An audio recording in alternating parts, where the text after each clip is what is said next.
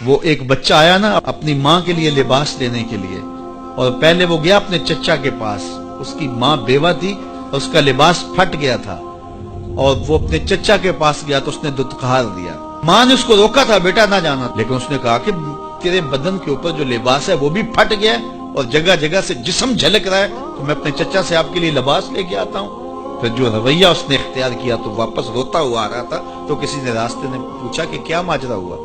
اس نے کہا چچا کے پاس گیا تھا ماں کے لیے لباس لینے، اس نے دلا کے بھیج دیا۔ اللہ اکبر۔ تو اس نے کہا کہ جا سین حرم میں محمد نام کا ایک شخص بیٹھا ہوا ہے، اگر تو اپنا دکھڑا اس کے سامنے پیش کرے تو وہ امید ہے تمہیں رد نہیں کریں گے، لیکن سن لے ان کا دین کوئی اور ہے۔ اللہ اکبر۔ اپنے ماں کے پاس آیا تو ماں کو کہا کہ چچا نے رلا کے بھیج دیا، لیکن آپ کی حالت مجھ سے دیکھی نہیں جا رہی۔ بچہ ابھی شعور کی منزلوں میں قدم رکھ رہا تھا، پہلے بہت چھوٹا تھا، اب اس کے اندر ایک جذبات تھے بچے کے اندر۔ تو ماں نے کہا کہ بیٹا نہیں، ان کے پاس نہیں جانا، سنا ہے کہ جو ان سے ملے دین دھرم چھین لیتے ہیں اس کا۔ اللہ اکبر۔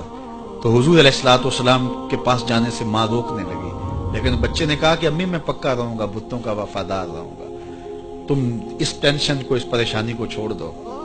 اور حضور کی خدمت میں حاضر ہوا۔ حضور صحن حرم میں چادر اوڑے بیٹھے ہوئے تھے، اور جا کے کہنے لگا میں پہلے بات آپ سے کر لیتا ہوں، آپ کا دین میں نے قبول نہیں کرنا۔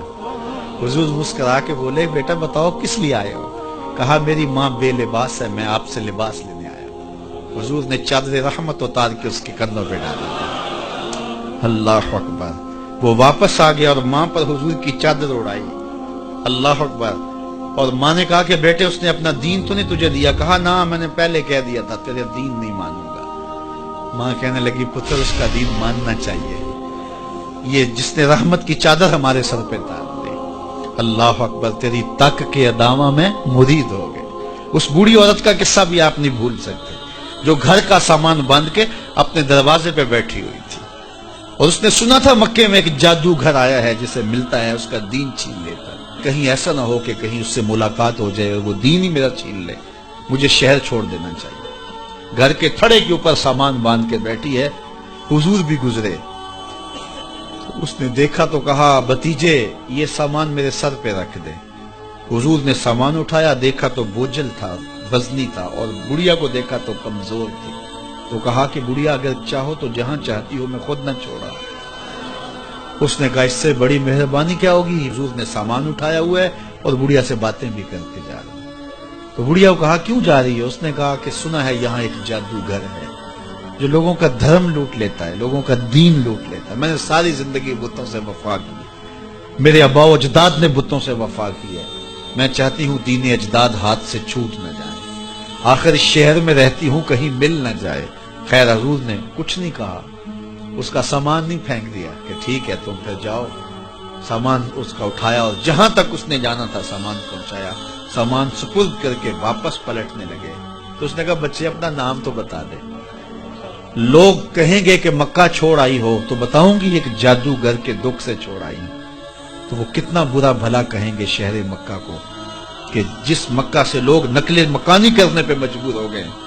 تو میں انہیں یہ بھی بتاؤں گی کہ جس مکے میں جادوگر رہتا ہے اتنا اچھا نوجوان بھی رہتا ہے، تو تیرا نام لیا کروں گی، تیرے قصیدے پڑھا کروں گی۔ تو حضور علیہ السلام مسکرا پڑے، کہا بڑھیا جس جادوگر سے بھاگ کے آئی ہے وہ تیرے سامنے کھڑا ہے۔ اس نے کہا سچ سے آپ ہی محمد ہیں؟ حضور نے فرمایا نام میرا یہی ہے۔ تو اس نے کہا پھر آپ کا جادو میرے پہ چل گیا ہے۔ اللہ اکبر۔ تیری تک کے ادامہ میں مرید ہو گئے، لوگوں کی خدمت کریں، بوڑھوں کے کام آئیں، دکھیوں کے کام آئیں، مصیبت زدہ کے کام آئیں۔ حضور یتیم ہو کے یتیم پرور تھے، لاچاروں کی مدد کرتے، لوگوں کے گھروں میں پانی بھر کے دے دیتے، اور دکھیوں کے کام آ جاتے اور مصیبت زدوں کے کام آ جاتے۔